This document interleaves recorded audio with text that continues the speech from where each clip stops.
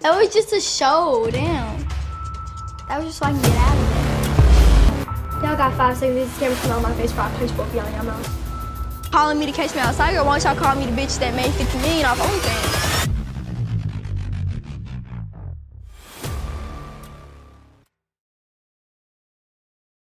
September 14, 2016, Bhad Bhabie and her mother Barbara were viral on Dr. Phil's for a segment titled "I Want to Give Up My Car Stealing, Knife Wielding, Twerking 13-year-old Daughter, Who Tried to Frame Me for a Crime." They appeared on the show to discuss Bhad Bhabie's behavior, which included stealing a cruise member's car while the episode was being filmed. When Bhad Bhabie became irritated at the audience's laughter, she responded to them by saying, "Catch me outside, how about that?" challenging them to fight outside the studio. Her affected accent made the phrase sound like "Catch me outside, how about that?" with a D-A-H, which became a meme, and Bhad Bhabie became known as the Catch Me Outside Girl. On February the 10th, 2017, Bhad Bhabie reappeared on the show, but without a studio audience due to the response at her previous appearance. Following her appearance on Dr. Phil, Bhad Bhabie spent time at the Turnabout Ranch, a facility for troubled teens in Utah. She was later arrested and pleaded guilty to charges of grand theft, marijuana possession, and filing a false police report, for which she was sentenced to 5 years probation in July 2017. But the probation ended early in March 2018 after she hired a new lawyer. In March 2021, Bhad Bhabie uploaded a video to a YouTube channel in which she says she experienced and witnessed abuse at the Turnabout Ranch. She accused staffers of forcing her to sit still for 3 days straight without being allowed to sleep, use physical restraint on other teenagers, and ignore reports of bullying. She also criticized Dr. Phil for sending teenagers on the show to the facility. He responded via an April 2021 interview with News Nation. It's so funny because someone who I had talked to in the past now wants to be back in my life. Of course. Of course, you popping now. Yeah. But like someone who I had tried to get with so bad, and then now all of a sudden you see what's going on. You see what's going on now, and now you're just like, oh yeah, hi, I'm back. Out of nowhere, all of a sudden, right? Because you got this fame now. This fame is out of control. Millions of views. You have millions of followers, and it's all happening pretty quick. So of course, people are going to try to get back into your life. You know. You were talking about back home and your best friend back home. What do other people back home, including your best friend, think about this? Like they're seeing you all over the internet and they're seeing you on television. Do they think it's weird? Or they're like, damn, she's blowing up? When as soon as when I got home from that program, she called me and she was like, bro, you're fucking crazy. Every time I walk out somewhere, we're fucking identical twins. Only difference is she has tattoos. And like people will think that if she's wearing a jacket like this and you can't see her arms, people will think that she's me. So everyone's like, oh my God, you catch me outside, you catch me outside. Yeah. She's like, I can't go nowhere now. I'm in the same lockdown that you are. Really? Damn, man. Hey, being on Dr. Phil, that obviously helped a lot, right? I mean, yeah, a little bit. But then you went back and you told Dr. Phil that he was nothing without you. I was his highest rated show. Yeah, right? I mean, that's numbers don't lie. These are facts. Yeah. So you and him are good? You guys are good friends? You can call Dr. Phil anytime you want? No, I don't like Dr. Phil. You don't like Dr. Phil? Why? Because he edits a lot. Like my mom said, she's not in school right now, but he edited the calling to get her put into a school out and said she's not in school right now. Same thing with, I want to give up my car stealing, knife welding, blah, blah, blah, blah. She never said she wanted to give up. It's all clickbait for someone to, I want to see what this is about. Right. Headlines.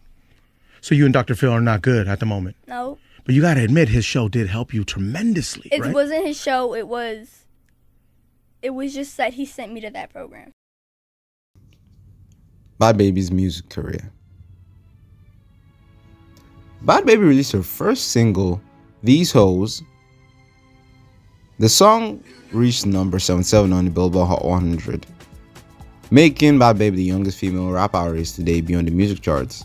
The success of These Hoes prompted Atlantic Records to sign Bhad Bhabie to a multi-album recording deal.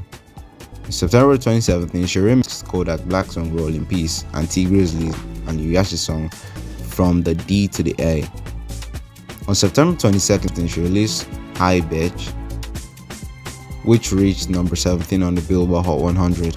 And the day after, What You Know, as a single alongside the video, which received over 3 million views in 24 hours. After a short break, on November 30th, 2017, she released another single, I Got It, followed by Mama Don't Worry, Still Ain't Dirty, in brackets. In December, in the latter, she rapped about her past and that her appearance in Dr. Phil should be forgotten. The theme was echoed in the video in which she buried her old self in a shallow grave.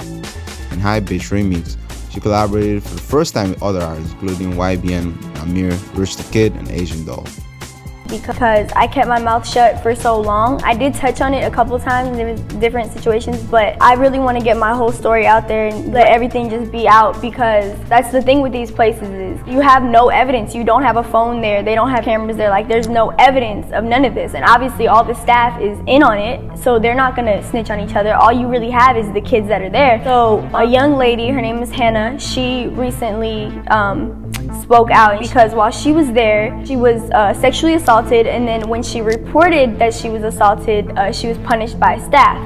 Now, when I seen the punishment she was given, I knew like, okay, I really have to say something. Like, I really have to have her back on this, because I truly believe that they did that. So, Dr. Phil, I'm going to give you from now till April 5th to issue an apology, not only to me, but to Hannah and any other child that you sent to Turnabout or any other program like this. And if you don't, I'm gonna handle things my way. Somewhere in the middle of August, I went on the Dr. Phil show, and my mom and my grandma knew they were sending me here. I didn't know I was going. I went school shopping right before, because the school was supposed to start when I got home from LA from doing the show. So part of the whole Dr. Phil show is they send these kids to either Turnabout or these other programs that are also in Utah, but they're all wilderness programs and they're all fucked up.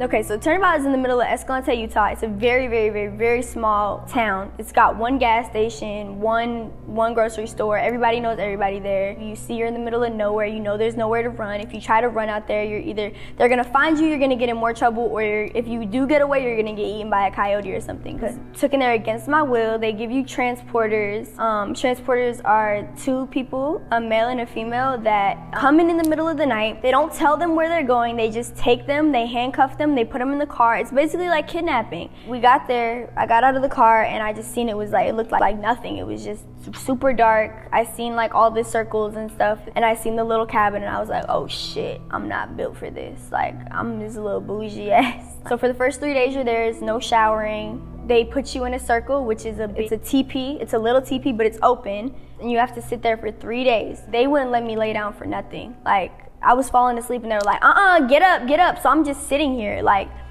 this is gonna be really bad. When I seen these people have no sympathy, I was like, oh, I'm really doomed. They strip you from your whole personality. You have to act like just whoever they want you to act like. They told me, okay, these are what your chores are gonna be. I don't remember what they were, but they were like, these are what your chores are gonna be. This is what you're gonna be doing. Here's your level 1 binder.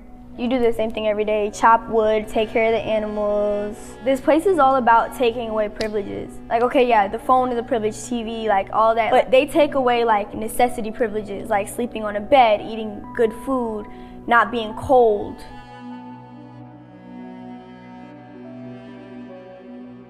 I remember the first time I got in trouble. Now, this is my first time being here. Like, I don't really, like, yeah, y'all explain to me the rules, but I'm 13. Like, I don't really know, like, exactly what I'm supposed to be doing. There's been times where I reported another student acting inappropriate or just anything like that. Didn't even have to do with me, and I would get in trouble for just witnessing it. If you reported another kid, like, getting bullied by, like, their peers or something, they would just say, well, maybe that's what they need, or, like, something like that. Even though there was written rules, if a staff was angry at the moment, or if you just did something that they felt was bad, you would get your own punishment. Like, they would make up their own punishment for you. So it's really frustrating, because even if you don't know the rules, if you fuck up, you're still in trouble. There's not no I didn't know. You're still in deep shit.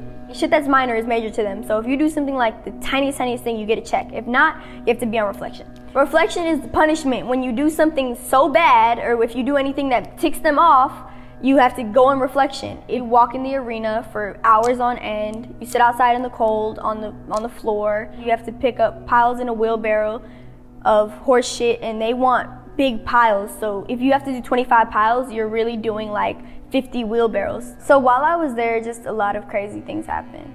I seen a kid get held down for trying to leave. Just honestly, I don't think he was trying to run away. I think he was just trying to like walk out the door and just like get some time to himself, and they restrained him, they held him down. They had no problem holding kids down, which is against the law. You're not supposed to touch the kids, but they had no problem doing that.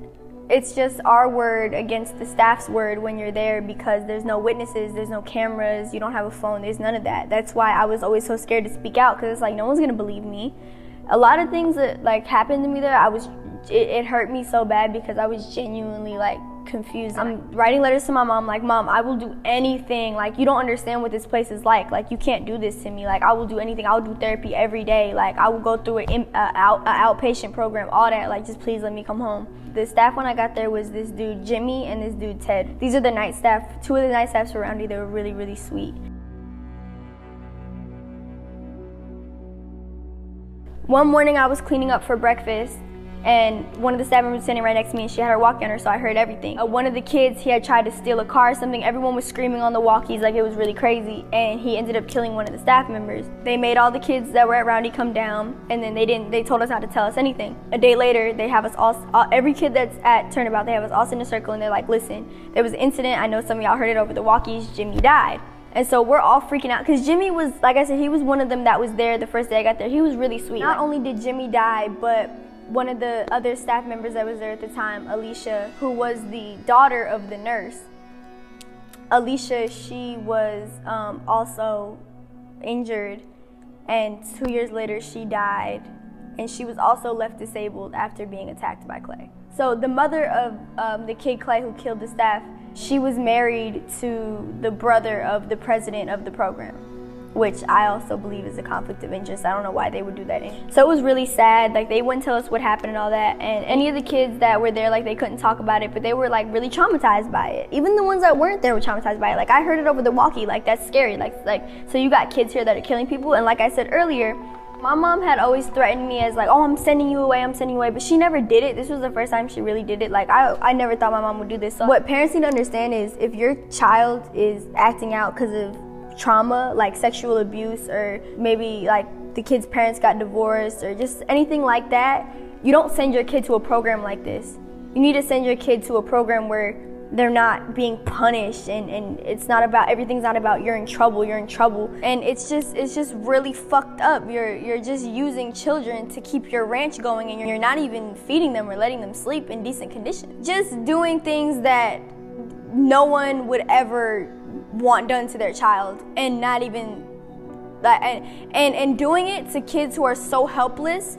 And when you know that you're watching their letters, you know that they don't have any contact with their parents. So I'm not really sure why Dr. Phil still sends kids here. It really doesn't make sense. Like, are you trying to help them, or are you trying to hurt them even more? Because, I mean, we all know he's a phony as it is, but like, don't be sending kids somewhere just to make it look like you're trying to do something. There was already lawsuits before I went there. There's now many more after, but there was one as far back as 2012. Now, this place has been going since the 90s, I think. So I could just imagine like how much bad stuff has happened there. These are documented things that have happened, and just the abuse, the malnourishing, physical abuse, mental abuse, all that, and this place is still up and running. It just doesn't make sense. How could you not know about the murder? It was on national news. How could you not know about that? On March 17, 2020, actress Sky Jackson filed a restraining order against Bhad Bhabie, following a heavily documented feud in which Bhad Bhabie sent Jackson some death threats and repeatedly harassed Jackson's mother on social media. Jackson dropped the restraining order on June 15th. In June, Bhad Bhabie entered a 31-day rehab facility for childhood trauma and addiction to prescription medication. She received support from celebrities such as Demi Lovato, Blac Chyna, and Charlie XCX. In October, she released her second single of 2020, Do It Like Me, which quickly went viral on social media platform TikTok.